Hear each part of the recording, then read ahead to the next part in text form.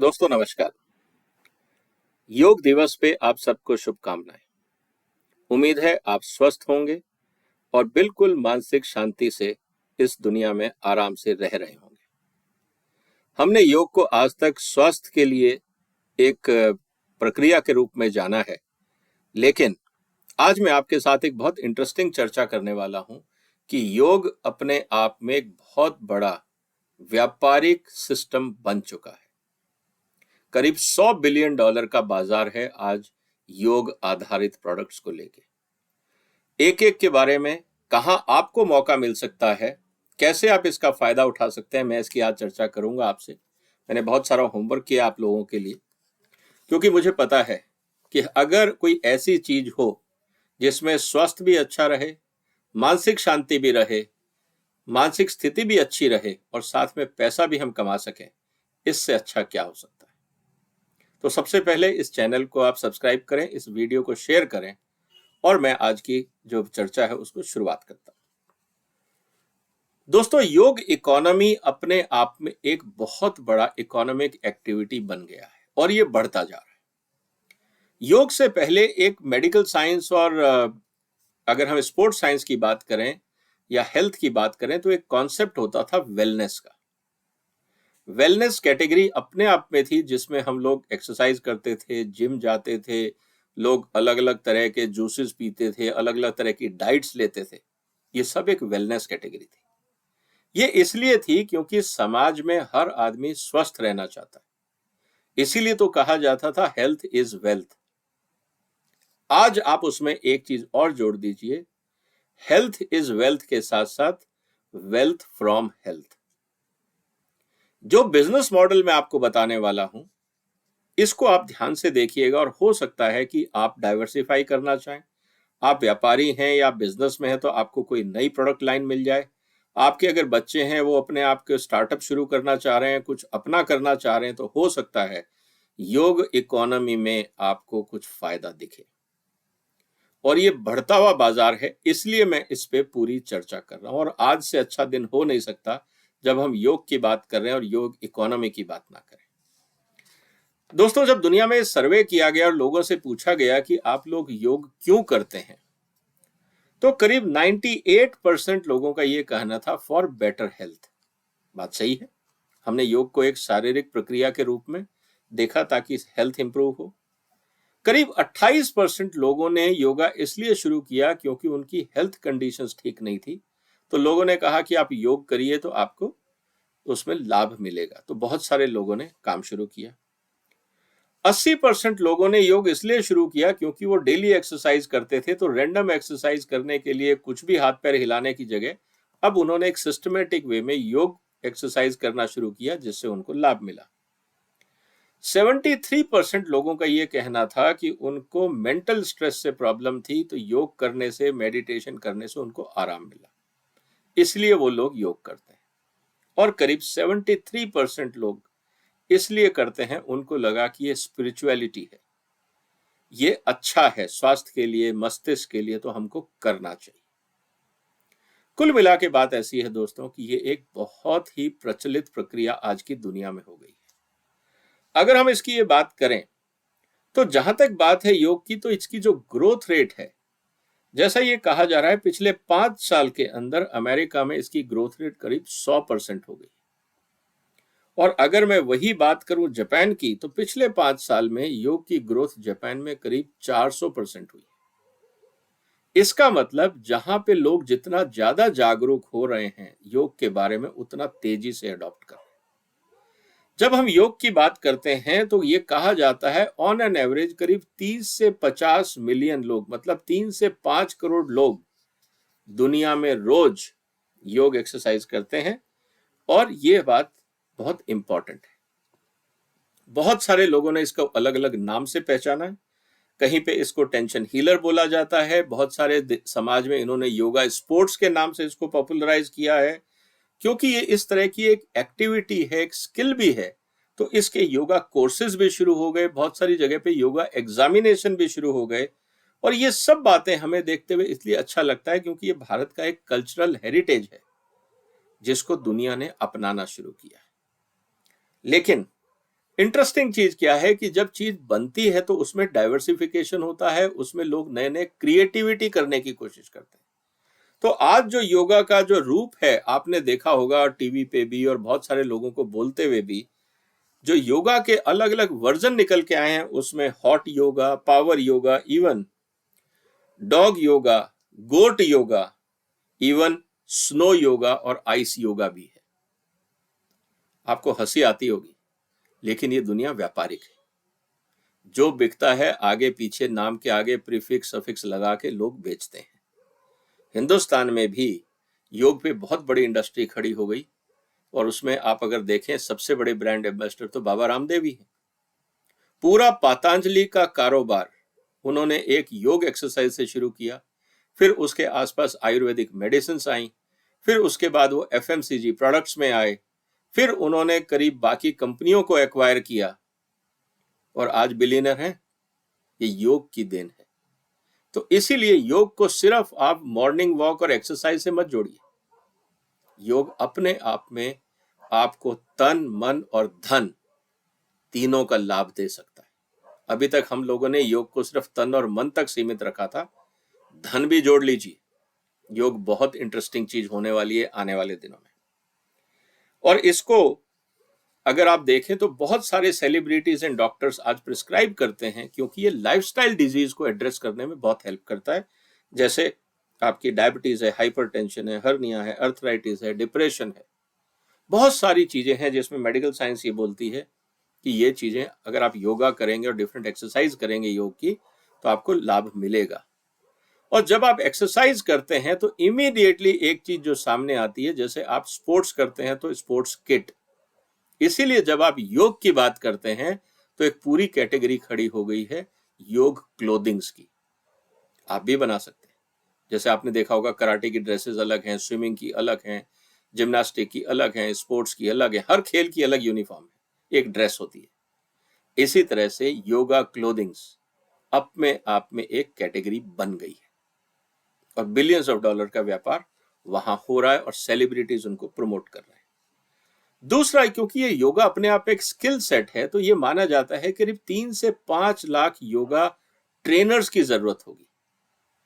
तो अगर आपको योगा का शौक है, इवन आप बुजुर्ग भी हैं, रिटायर्ड भी हैं, तो आप योगा ट्रेनर तो बन ही सकते हैं। और पूरी दुनिया को चाहिए, क्योंकि आज करीब 127 देश, अगर मैं ये कहूं कि योगा को फॉलो कर रहे हैं, जितने भी यूएन मेंबर्स हैं, इस बात को हमें समझना होगा कि दुनिया में करीब 184 देश हैं जिन्होंने योग को अपनाया है। सबको ट्रेनर्स चाहिए, लेकिन उनके पास ट्रेनर्स नहीं है। तो आप, अगर आपका शौक है, आपके पास व्यापार नहीं है, आपके पास नौकरी नहीं है, तो हो सकता है कि योग टीचिंग सीख के आप दूसरों को सिखाएं और उससे आपको व्यापार करने में या आपको अपना ट्रेनिंग क्लासेस कराने में मदद मिलेगी। और किस तरह से हो रहा है वो भी मैं आपके साथ चर्चा करूंगा। इसके लिए एक बहुत इंपॉर्टेंट चीज ये भी हो गई है कि बहुत सारे लोगों ने जो रिमोट एरियाज में थे, उन्होंने अपने रिजॉर्ट्स को योगा रिजॉर्ट्स के रूप में कन्वर्ट करना शुरू कर दिया, जहां वैसे कोई शायद टूरिस्ट नहीं आता हो, क्योंकि वो टूरिस्ट स्पॉट से दूर थे, बहुत ज्यादा अट्रैक्टिव लोकेशन नहीं थी, लेकिन वो आइसोलेटेड थे, क्लाइमेट अच्छा था, लोगों को पसंद था, लेकिन वहां पे शायद कोई नदी नहीं हो, झरना नहीं हो, कोई मॉन्यूमेंट नहीं हो, लेकिन रहने और रिलैक्सेशन के लिए शायद वो रिजॉर्ट्स अच्छे हों। ऐसी जगह पे बहुत सारे योगा रिजॉर्ट्स बनने लग गए। वो अपने आप में एक इकोनॉमिक एक्टिविटी है, और जब वहां पे लोग जाते हैं तो उनके लिए इन रिजॉर्ट्स में और इन टूरिस्ट डेस्टिनेशंस पे आजकल yoga cruise, yoga surfing, yoga for detoxication, yoga for diving, yoga diving भी शुरू हो गई है, yoga sports, meditations, natural therapy वगैरह वगैरह वगैरह। योगा के नाम पे ये पूरी इकोनॉमिक एक्टिविटीज शुरू हो गई हैं और इनकी डिमांड बढ़ती जा रही है। जैसा मैंने कहा कि करीब 175 कंट्रीज थे जिन्होंने इन्होंने माना है, और 2014 में जब यूएन असेंबली ने इसको योगा को इंटरनेशनल इवेंट मान लिया और एक्सेप्ट कर लिया, उसके बाद बहुत तेजी से इसमें सुधार हुआ। और आज हालत ये है, जैसा मैंने कहा, कि करीब $100 बिलियन से ज्यादा का व्यापार है और हर साल 10 से 15% की दर से ये बढ़ रहा है। तो आप योगा को सिर्फ मॉर्निंग वॉक एक्सरसाइज तक मत छोड़िएगा। अगर आपकी इच्छा है, आपको पसंद है, आपके पास टाइम है, आप करना चाहते हैं, तो ये एक व्यापारिक एक्टिविटी भी हो सकती है, क्योंकि इसकी डिमांड बढ़ रही है। बहुत सारे लोग ये बोलते हैं कि जो योगा टीचर जब योगा कराते हैं और जो फीस लेते हैं, तो उसको ये कहा जाता है मेंटल पीस फीस। आपकी मानसिक शांति के लिए आप फीस दे रहे हैं। और जहां तक फीस की बात है, जो क्लासेस हैं, ऐसे बहुत सारे टीचर्स हैं जो विदेश में, मैं एक एनालिसिस पढ़ रहा था कि एक बैच में 20 बच्चे लेते हैं, 1 घंटे का सेशन होता है या 40 मिनट का सेशन होता है, पर बच्चे से $10 लिया जाता है। तो कितना हुआ? $200। दिन में ऐसे वो 8 सेशन करते हैं, 200 इंटू 8, $1600। सिर्फ आपको योगा सिखाना है, 1 लाख रुपए रोज आप कमा रहे हैं। हिंदुस्तान में 1 लाख की नौकरी के लिए आपको बहुत मेहनत करनी पड़ती है और उस पर टैक्स भी दुनिया भर के देने पड़ते हैं और उसके बाद भी नहीं मिलती। तो ये स्थिति आज है दोस्तों। इसके अलावा जो इंपॉर्टेंट चीज है जो हमें समझना होगा, अब हम थोड़ा और व्यापारिक बात करें, तो योगा का जो इकोनॉमी है उसके सेगमेंटेशन अलग अलग रूप से है। जैसा मैं ये कहूं कि योगा के जो कोर्सेज हैं जिनकी डिमांड है, वो है ऑनलाइन योगा कोर्सेज। आप अगर अच्छा करते हैं, जैसे बाबा रामदेव ने ऑनलाइन शुरू किया, टीवी पे शुरू किया था, उनकी पॉपुलैरिटी और बढ़ गई। वो ऑन साइट भी कर सकते थे, ग्राउंड बुक करते थे, जहां लोग आते थे, अटेंड करते थे, बाकी लोग टीवी पे देखते थे। तो बाबा ने इसको प्रमोट किया, उसका फायदा उनको मिला, पैसे भी कमाए, नाम भी कमाया। तो बुरा क्या है? अगर जनता को फायदा हो रहा है और बदले में बाबा जी को भी फायदा हो रहा है, तो बुरा क्या है? ये मॉडल गलत नहीं है, साफ सुथरा मॉडल है। आपको इच्छा है पाइए, नहीं इच्छा है मत करिए। तो ये बात थी। तो online yoga courses, offline yoga courses, Baba Ramdev का दोनों चलता है। इसी तरह से योगा के एक्रेडिटेशन ट्रेनिंग प्रोग्राम, अगर आप योगा टीचर बनना चाहते हैं या आप किसी तरह की और स्पेशलाइजेशन डेवलप करना चाहते हैं, और किसी रूप में भी, जैसा मैंने कहा कि hot yoga, goat yoga, sky diving yoga, ये डाइविंग योगा, आप कुछ भी एक नई अगर प्रक्रिया लाते हैं जो लॉजिकल है, साइंटिफिक है, और जिससे पेशेंट्स का नुकसान नहीं हो, उससे उसका रिलीफ मिले, तो योगा के वर्जन्स भी लोग नए नए बनाने लगे। आपको और भी इसमें आगे जाना है, तो लोगों ने इसको फर्दर डिस्टिंग्विश कर दिया है कि मेल क्लासेस अलग, फीमेल क्लासेस अलग। ये भी अपने आप में बहुत सारे समाज में, आज आप अफगानिस्तान में या पाकिस्तान में योगा सिखाएंगे, या बहुत सारे ऐसे समाज हैं मेल फीमेल एक साथ नहीं जाते हैं, या हिंदुस्तान में भी ऐसे बहुत सारे समाज हैं जहाँ पे महिलाएं पुरुषों के सामने एक्सरसाइज नहीं करेंगी। आप उनके लिए महिला क्लासरूम्स अलग और पुरुष क्लासरूम्स अलग बना सकते हैं। इसी तरह से एज वाइज भी फर्क है। जैसा मैंने कहा कि बहुत सारी बीमारियों का इलाज है योग में, तो 18 साल से छोटे बच्चे, जो 18 से 30 साल के हैं वो लोग, 30 से 50 साल वाले हैं वो अलग, 50 साल और उससे ऊपर वाले हैं वो अलग, सीनियर सिटीजन हैं वो अलग। आप अलग अलग कैटेगरी के लिए अलग अलग एक्सरसाइज डिजाइन करके, स्पेशलाइज करके, उनकी एक्सरसाइज भी, मेडिटेशन भी, डाइट भी, आप पूरा एक प्रोग्राम बेस्ड ऑन क्लासिफिकेशन या रिक्वायरमेंट आप कर सकते हैं। आप योगा के लिए होम विजिट भी कर सकते हैं, उसके लिए पर्सनलाइज ट्रेनर हैं जो रिच फैमिलीज हैं वो देने को तैयार हैं। आप योगा जिम भी जा सकते हैं। आजकल योगा स्टूडियो का भी कॉन्सेप्ट बन गया है कि स्पेशलाइज, जैसे हमने जिम देखे थे, आजकल योगा स्टूडियो के नाम से भी काम चल रहा है। और इसके साथ साथ योगा के प्रोडक्ट्स को प्रमोट करने के लिए योगा फेस्टिवल्स और योगा इवेंट्स भी बहुत होने लगे हैं। इस बात को भी हमें समझना होगा।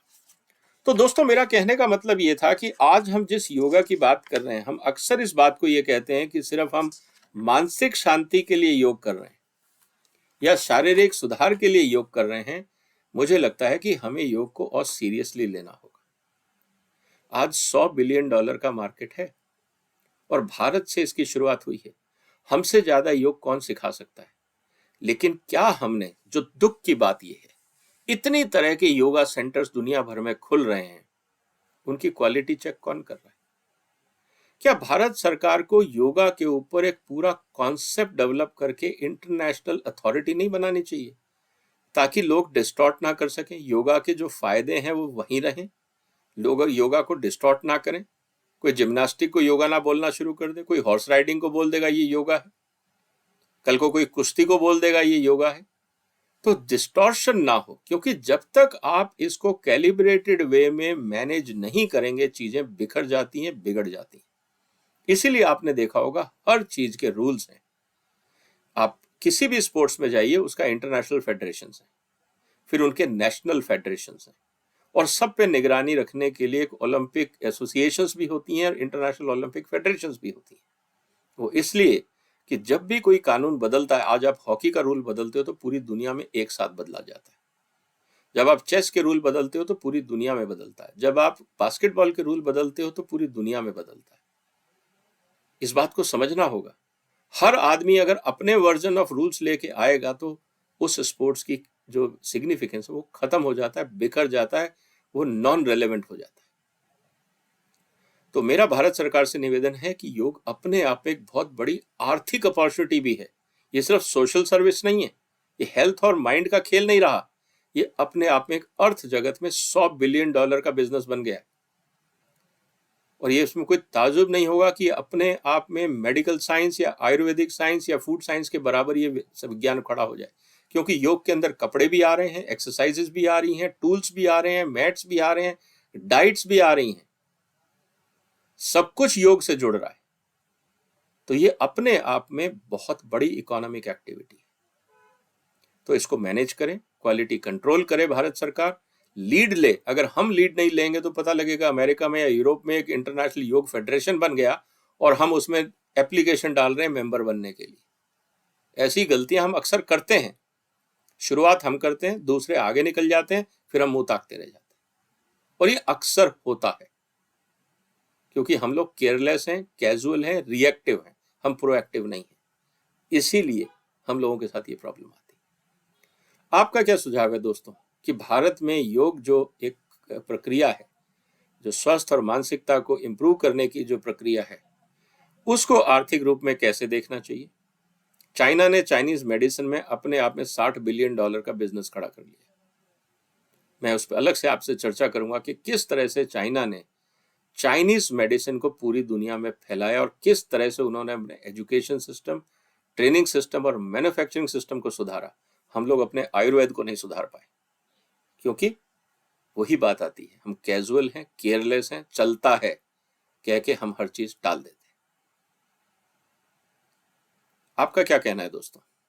अगर आपको लगता है कि ये चिंतन की बात है, हमें इस पे विचार करना चाहिए, इस वीडियो को शेयर करें, जितनों को आप जानते हैं सबको भेजें। हो सकता है कोई इसमें से स्टार्टअप आइडिया ले ले, कोई अपने बिजनेस को डाइवर्सिफाई कर ले, कोई इसमें ट्रेनिंग ले ले, किसी ना किसी का आर्थिक लाभ हो जाए।